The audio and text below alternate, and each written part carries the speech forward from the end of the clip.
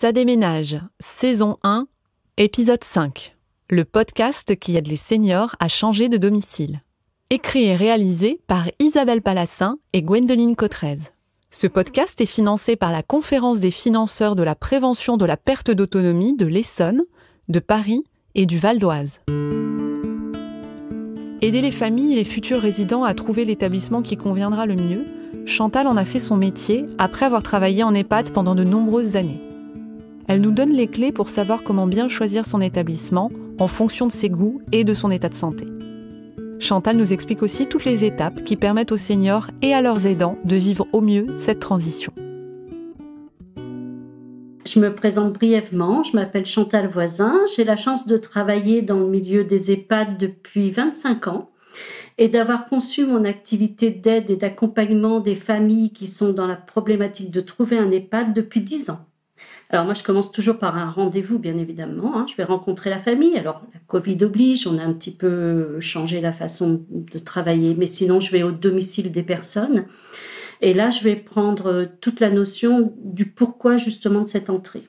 Quel trouble, quelle pathologie, qu'est-ce qui se passe, qu'est-ce que vous souhaitez. Voilà. Je vais écouter tous les desiderata. Et moi, en fonction de ça, je vais me projeter sur mes établissements. Plutôt celui-là. Là, c'est là que je le verrai. Là, ils seront bien. Là, cette prise en charge-là va cadrer avec ce qu'ils souhaitent.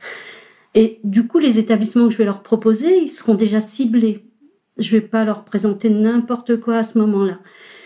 Je vais venir en visite avec eux. Je vais me mettre en retrait. Le directeur va présenter son établissement. C'est pas le mien. Là, je me fais toute petite. Mais il n'empêche qu'à la sortie, on va pouvoir débriefer. Et je vais pouvoir comprendre si je suis au bon endroit ou pas. Je vais pouvoir lire aussi dans les réactions des personnes. Est-ce qu'il y a beaucoup encore d'incertitudes, de peurs ? Alors, on n'a peut-être pas encore levé toutes les peurs, on n'a peut-être pas encore tout assez expliqué. Ou est-ce que je ressors avec un sourire sur le visage et me dire, mais j'appréhendais tellement ce moment. Et finalement, moi j'ai des clients qui m'ont dit, mais c'est moi qui vais venir. Alors évidemment, on y met aussi de l'humour pour que ce soit plus facile. Quand on le peut, on emmène le futur résident. C'est lui qui va y vivre, c'est lui qui doit s'exprimer, même avec des troubles cognitifs. Alors, pas que ce soit trop avancé non plus. Quelquefois, on fait un pré-tri avec les enfants, puis on y retourne avec le résident et on observe. Souvent, on dédramatise le moment avec les enfants qui disent jamais, ça va pas bien se passer, ils vont pas vouloir. Mais si, en fait, le futur résident arrive et puis il est tout sourire et il va auprès des gens et on sent que c'est serein et du coup, on retire beaucoup de peur aussi de par ça. Mais c'est le deuil de l'enfance. Aller voir son proche, son parent chez lui, même si on sait que ce maintien à domicile, c'est plus que compliqué, ça rassure. On est chez soi ou chez maman, on est dans ses meubles. On est encore un enfant qui va chez sa maman. Passer à l'EHPAD, c'est accepter une dépendance. Et on sait très bien que les yeux des enfants sont pleins de déni, c'est-à-dire qu'on ne voit pas son proche comme nous, en tant que professionnels, on les voit, avec un peu la froideur du recul, mais aussi parce qu'on n'a pas l'affect, on voit les choses. L'amour des enfants met beaucoup de déni dans les yeux, donc c'est aussi un cap que je passe avec eux tout en douceur, de les faire accepter et de leur faire expliquer que, par exemple, des troubles cognitifs, c'est pas perdre sa maman ou son papa, c'est juste correspondre avec lui autrement, communiquer autrement. Qu'est-ce qui reste en éveil ? Qu'est-ce qu'on quitte comme dialogue ? Qu'est-ce qu'on prend comme dialogue ? Essayer d'avancer dans cette bulle-là avec eux. Mais très souvent, ce qui est compliqué, c'est le deuil de la vie d'avant. C'est pas dit, c'est dit avec d'autres mots. Et puis, c'est aussi la vision de la dépendance, parce que quand on arrive en EHPAD, ben oui, on a de la dépendance devant les yeux. On a un peu le miroir négatif de ce qu'on veut pas voir et qu'on voit à ce moment-là. Mais une fois ce cap-là passé, une fois que moi j'ai rassuré les personnes, mais aussi que les directeurs auront rassuré les personnes, et puis que après, une fois que c'est fait, les familles s'y retrouvent largement et comprennent que c'était la bonne décision. Dans la vie, il y a un moment pour tout. Et il y a un moment pour l'EHPAD quand on ne peut plus faire autrement. On a la chance d'avoir développé beaucoup ce domicile. Alors, on ne va pas dire que tout est parfait, loin de là, mais n'empêche qu'on peut rester chez soi. On a la chance d'avoir la PAC et une aide financière pour rester chez soi. Mais il y a un moment, on ne peut plus.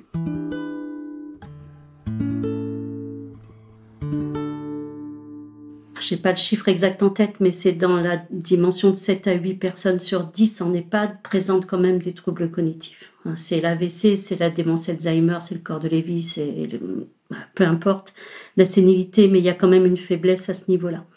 Du coup, ce qui est important de savoir, c'est que notre regard, nous enfants, n'est pas le regard de notre proche qu'on va emmener. L'intérêt du domicile, l'intérêt de voir son domicile, c'est important pour l'enfant, encore une fois.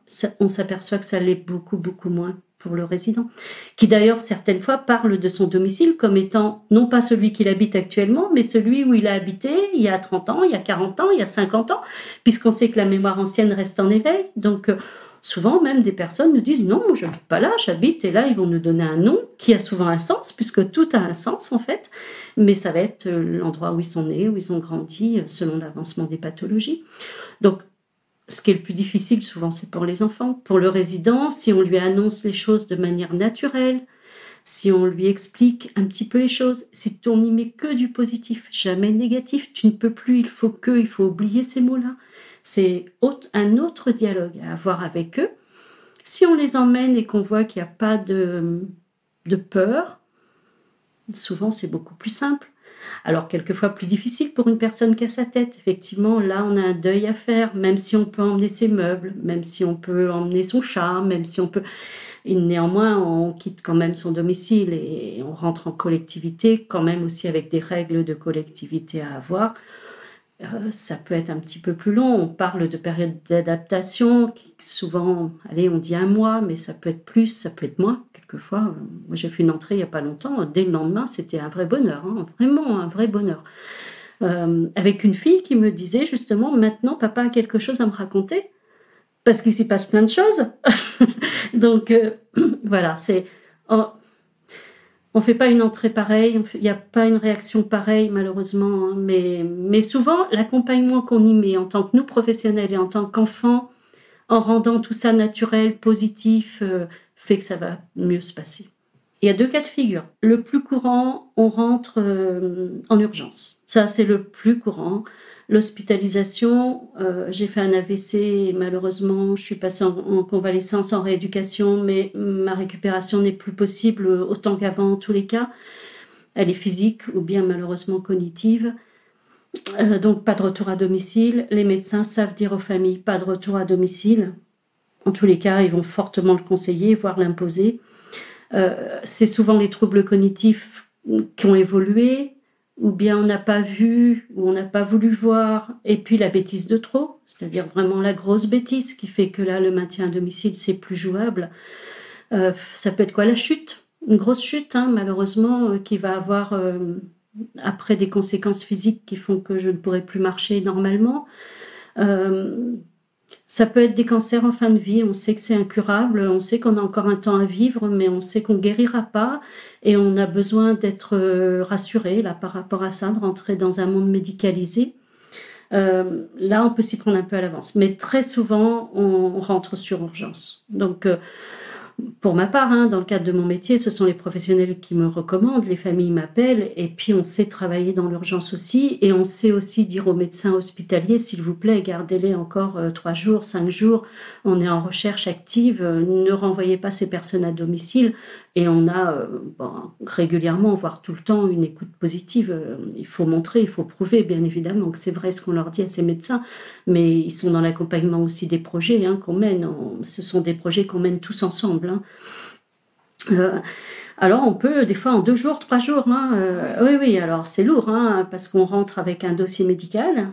Donc un dossier médical qui va être rempli par le médecin hospitalier quand il y a une hospitalisation, le médecin traitant quand on est à domicile ou quand il connaît mieux le dossier, quelquefois aussi. Ce dossier médical va être validé par le médecin coordonnateur de l'établissement où on ira. Est-ce que moi, en tant que médecin, je valide ma prise en charge médicale pour cette personne? Ou est-ce que j'ai des contre-indications? Par exemple, des actes techniques la nuit infirmier, j'ai pas d'infirmière. Comment je fais? Cette personne déambule énormément, fuit, même si la fuite n'est pas souvent très justifiée, plutôt elle déambule, cette personne, elle voit une fenêtre, une porte, elle a envie d'aller voir ce qui se passe. J'ai pas d'espace protégé? Non, je prends pas le risque parce que je sais que cette personne peut sortir, peut partir et je veux pas qu'elle prenne de risques. Euh, Souvent, on a un accord. Bon, moi, souvent, j'anticipe aussi cet accord. S'il y a des déambulations, je ne vais pas aller dans un établissement qui n'a pas d'espace protégé, par exemple. Quelquefois, bon, on s'y prend un petit peu à l'avance. Là, on est dans le cas, je sais que ma dépendance, ça commence à être compliqué, les enfants s'en aperçoivent, on va renforcer un peu le domicile, on va faire ce qu'il faut, parce que ça aussi, c'est des étapes.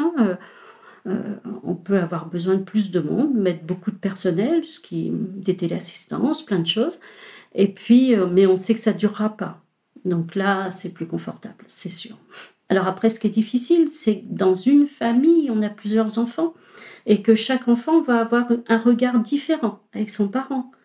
Va s'accrocher au domicile ou au contraire va dire mais oui, mais ça fait un moment qu'on le dit, il fallait qu'elle entre en EHPAD, c'est compliqué, c'est dangereux.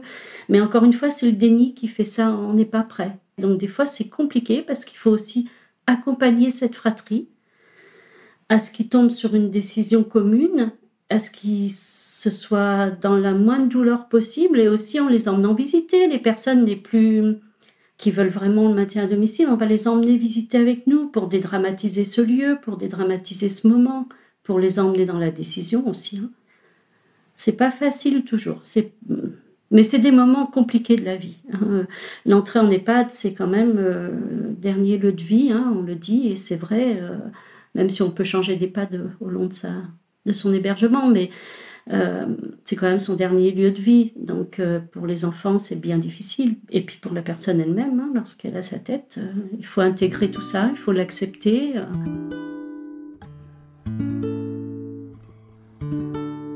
Alors moi, je demande dans ces cas-là, est-ce qu'il y a un petit conseil de famille et que je sois présente. Et du coup, chacun peut s'exprimer avec un avantage, c'est qu'avoir une personne extérieure à la fratrie, professionnelle, et j'y mets beaucoup de tact évidemment, c'est aussi avoir une personne qui va nous guider vers l'accord, alors qu'avant on était en désaccord, mais on a entendu ce qu'on avait à nous dire, parce que je choisis les mots aussi, parce que j'entends ce qu'ils disent aussi, et que je leur explique que j'ai bien entendu pourquoi ils veulent rester. Alors, c'est des peurs, c'est beaucoup de peurs, qui sont justifiées ou pas, d'ailleurs. Quelquefois, on peut avoir eu un souvenir d'un grand-parent, d'un parent qui est allé en EHPAD, ça s'est pas bien passé. Il y a aussi l'image qu'on met aux EHPAD, parce que quand on n'y est pas allé depuis 20 ou 30 ans, on est encore sur des images d'hospice, de chambre à 2 lits avec le rideau au milieu, voire plus de lits même. Bon, et tout ça, ça se travaille, ça s'explique, ça s'accompagne. On a beaucoup progressé. Moi, ça fait 25 ans que je crois que je travaille dans ce milieu. J'ai connu l'avant, j'ai connu le maintenant. Il y a encore à faire, il y a encore beaucoup à faire, mais on a beaucoup progressé. D'abord parce qu'on a beaucoup compris les troubles cognitifs qu'on ne comprenait pas avant. On a compris à appliquer des méthodes de travail vis-à-vis des troubles cognitifs. Comment faire pour que l'acceptation se fasse de la douche? Comment faire tout en douceur, sans médicaments, mais tout en douceur. Ce ne sont que des techniques de travail qu'on apprend. Le personnel est formé et du coup, on comprend mieux la prise en charge. Et puis, on a développé beaucoup le personnel. On a des psychologues, on a des psychomotriciennes, on a des animateurs qui sont formés. Le directeur est formé, avec des études bien spécifiques aussi. On a beaucoup progressé, beaucoup. Ouais. Beaucoup. Il y a encore beaucoup à faire, mais c'est tellement difficile parce qu'on rentre en EHPAD en fin de vie beaucoup, enfin, en fin de vie ou pas, mais en tous les cas, on est allé tellement loin déjà dans le maintien à domicile qu'on y arrive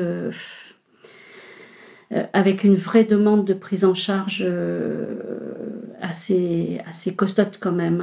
Voilà. Moi, j'ai connu le résident qui avait sa voiture, qui allait faire ses courses. J'ai envie de dire que maintenant, on a des résidences autonomiques qui sont très bien pour ça, où on reste à domicile et on embauche du personnel. Mais rares sont les personnes maintenant dans ce cas-là.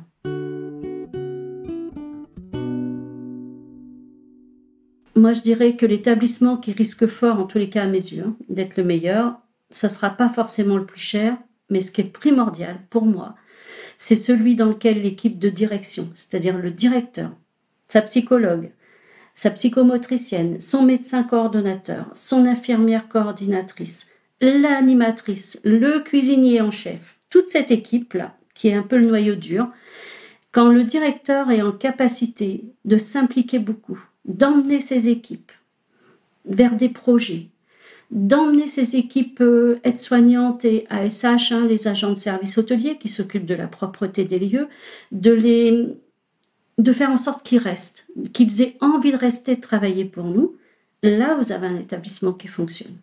Cher ou pas cher, la règle c'est la même. Alors moi je suis sensible à la luminosité, je suis sensible un petit peu au lieu dans lequel on va vivre aussi, parce que quand on a des troubles cognitifs, le noir, etc., c'est assez anxiogène. Donc je dirais qu'un établissement qui en plus est clair, qui en plus propose des chambres individuelles, où on va pouvoir quand même préserver une indépendance aux personnes, voilà, que c'est quand même leur lieu pour vivre sans échanger à deux dans une chambre. Si en plus vous avez un personnel souriant, ben voilà, l'établissement, le bon établissement, vous l'aurez. Pour moi, c'est un bon établissement.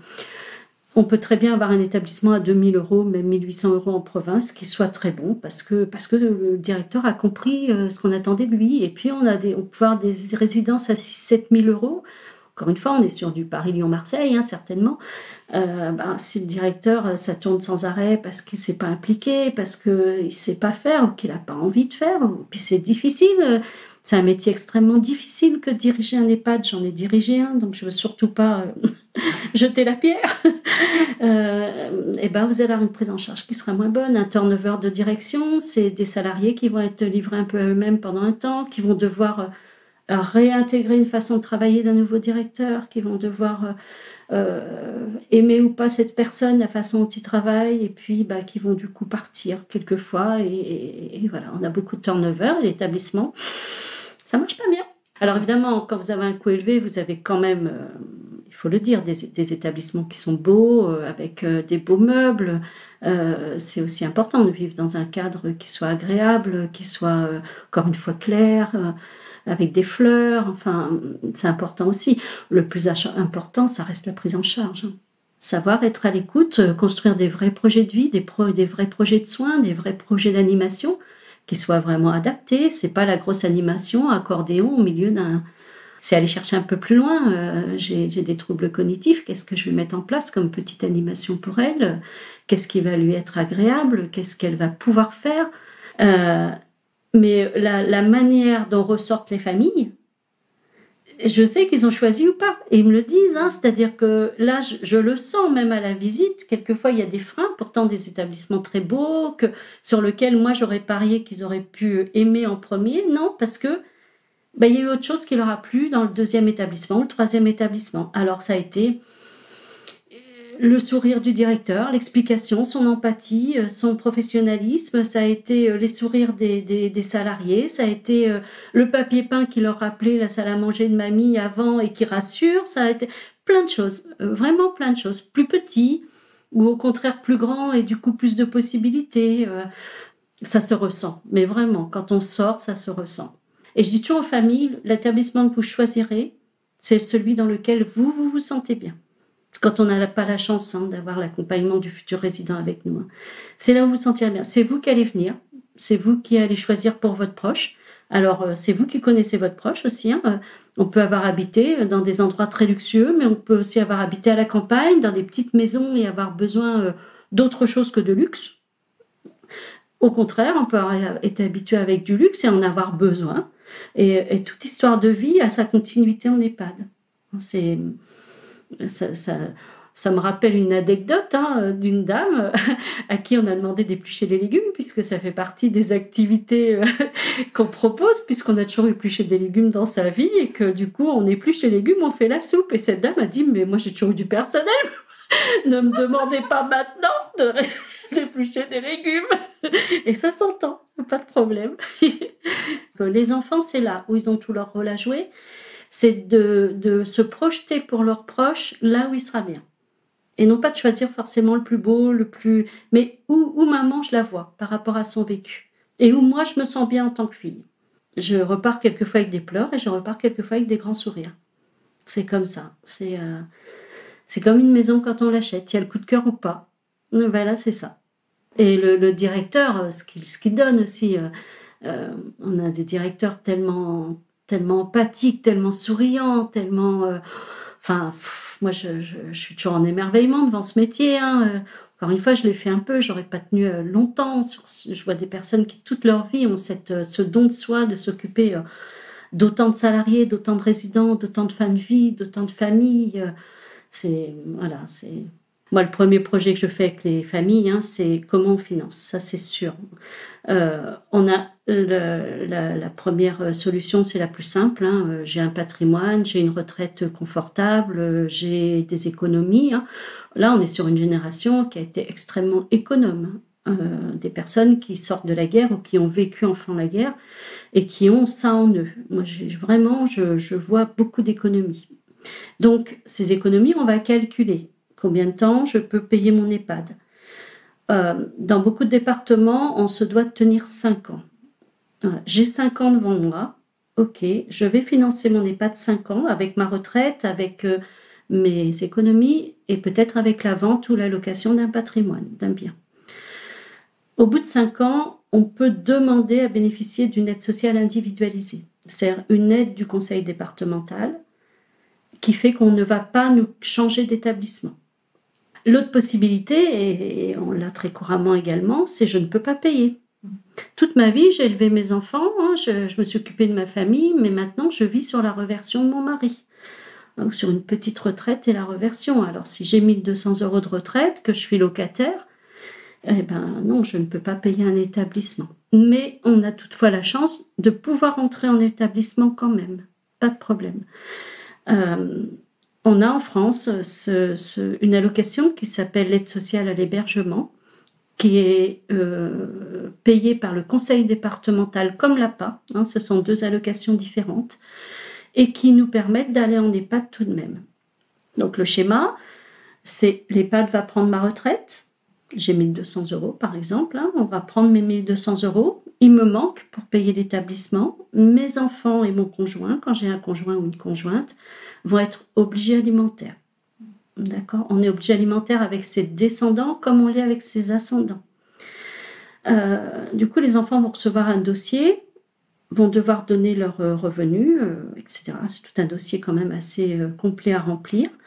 Et puis, le conseil départemental va dire à chaque enfant, vous devez 50 €, vous devez 200 €, vous n'avez rien à payer parce que petit revenu. Chacun va donner son obligation alimentaire. Encore une fois, c'est une obligation. Et puis, donc, l'établissement va récupérer ses obligations alimentaires. Il manque encore financièrement. Et là, arrive l'aide sociale qui va compléter. L'aide sociale, s'il n'y a pas de bien, s'il n'y a pas de finances, c'est un don, c'est quelque chose qui est donné. S'il y a un patrimoine qui n'est pas encore vendu, par exemple, ou si on a un héritage qui arrive entre-temps, ça peut arriver, là, c'est repris sur héritage. C'est-à-dire, dans ces cas-là, c'est comme un prêt à taux zéro. On ne va pas vendre le patrimoine tout de suite parce qu'on n'a pas le temps. Concrètement, il faut l'argent de suite pour payer l'établissement. La personne décède, le montant qui a été avancé sera repris sur héritage. Mais quand il n'y a rien, c'est une aide, comme l'APA. L'APA, elle, n'est pas reprise d'ailleurs sur héritage, il faut le savoir. On a parlé de l'APA, on a parlé de l'aide sociale, mais il ne faut pas hésiter à demander aussi, alors sur les petits revenus, bien évidemment, l'allocation logement. Les enfants qui vont participer en obligation alimentaire peuvent déduire de leurs impôts jusqu'à 50%. Ça veut dire que je donne 100 €, réellement j'en donne 50. On a les caisses de retraite qui peuvent aider à l'entrée. Alors, c'est pas toutes et c'est pas beaucoup. Quelquefois, c'est un forfait qui est débloqué ou un mois de loyer, voilà. Mais il faut pas hésiter à les solliciter.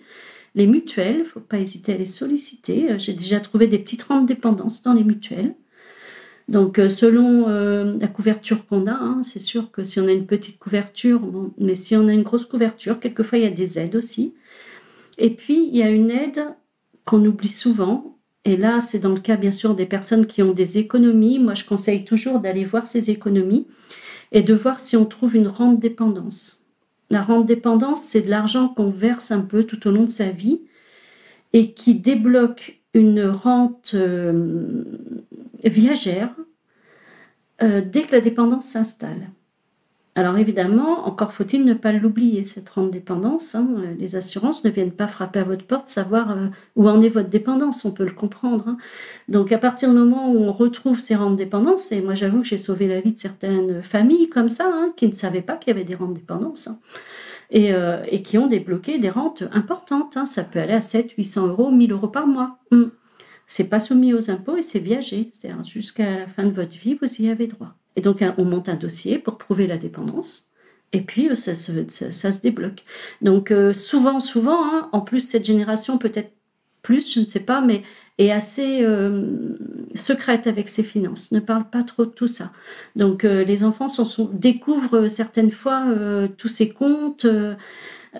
C'est pas forcément facile, c'est intrusif, mais en tous les cas, on sauve des vies comme ça, financières, grâce à ces rentes dépendance. Alors, faut savoir que ça existe, que c'est des placements d'argent qu'on fait et que pour les familles, c'est important de demander aux banquiers, aux assurances, d'aller voir, en tous les cas, de fouiller et de voir si ça existe ou pas. Faut pas hésiter non plus, quand on a un parent qui a des troubles cognitifs, à du coup les protéger à ce moment-là, quand ça n'est pas encore fait. On fait une demande d'habilitation familiale quand les familles s'entendent bien, ou une demande de tutelle ou curatelle quand la personne a encore possibilité, et quand on souhaite une protection un peu plus assistée par un professionnel. En tous les cas, quand les familles s'entendent bien, moi je conseille toujours l'habilitation familiale. C'est une décision familiale qui va être validée par le juge.